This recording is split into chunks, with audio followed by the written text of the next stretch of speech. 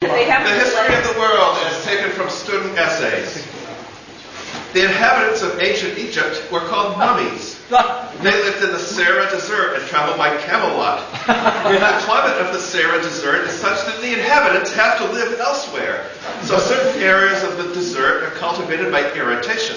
The pyramids are a range of mountains between France and Spain. The Egyptians built the pyramids in the shape of a huge triangular cube.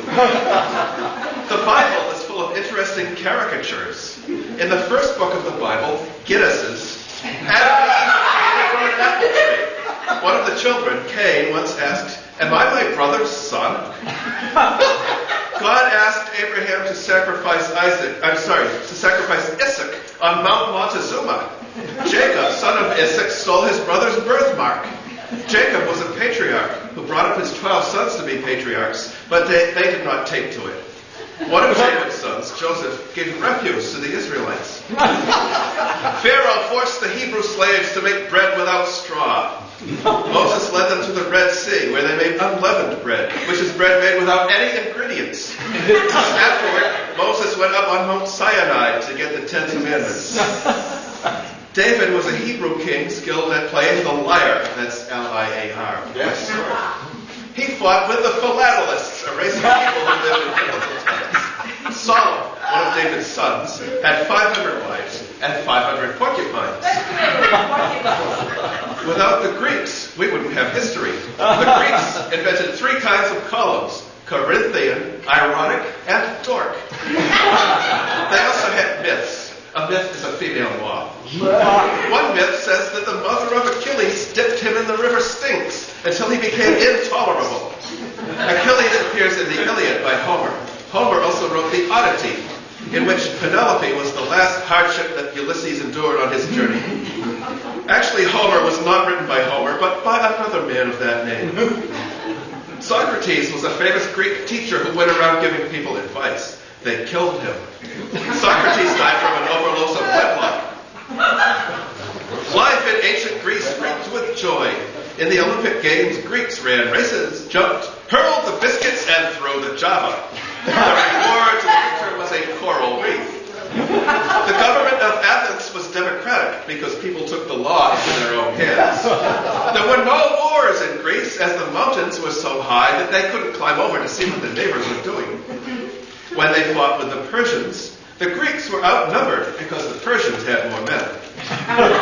Eventually, the Ramones conquered the Geeks. History calls people Romans because they never stayed in one place for very long. At Roman banquets, the guests wore garlics in their hair. Julius Caesar extinguished himself on the battlefields of Gaul. The Ides of March murdered him because they thought he was going to be made king. Nero was a cruel tyrant who would torture his poor subjects by playing the fiddle to them. Then came the Middle Ages. King Alfred conquered the Danes. King Arthur lived in the age of chivalry.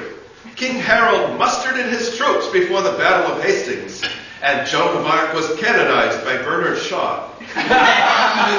The people performed morality plays, which were about ghosts, goblins, virgins, and other mythical creatures. Finally, Magna Carta provided that no free man should be hanged twice for the same offense.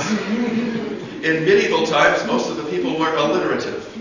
The greatest writer of the time was Chaucer, who wrote many poems and verses and also wrote literature. Another tale tells of William Tell, who shot an arrow through an apple while standing on his son's head. The Renaissance was an age in which more individuals felt the value of the human being. Martin Luther was nailed to the church door at Wittenberg for selling papal indulgences. He died a horrible death being excommunicated by a bull. It was the painter Donatello's interest in the female nude that made him the father of the Renaissance. It was an age of great inventions and discoveries. Gutenberg invented the Bible. Sir Walter Raleigh is a historical figure because he invented cigarettes. Another important invention was the circulation of blood. Sir Francis Drake circumcised the world with a 100-foot clipper.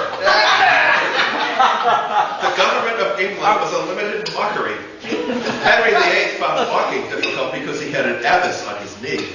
Queen Elizabeth was the Virgin Queen. As a queen, she was a success. When Elizabeth exposed herself before her troops, they all shouted, hurrah! And her navy went out and defeated the Spanish armadillo. The greatest writer of the Renaissance was William Shakespeare. Shakespeare never made much money and is famous only because of his plays. He lived at Windsor with his merry wives, writing tragedies, comedies, and errors. In one of Shakespeare's famous plays, Hamlet rations out his situation by relieving himself in a long soliloquy. In another, Lady Macbeth tries to convince Macbeth to kill the king by attacking his manhood. Romeo and Juliet are an example of a heroic couplet.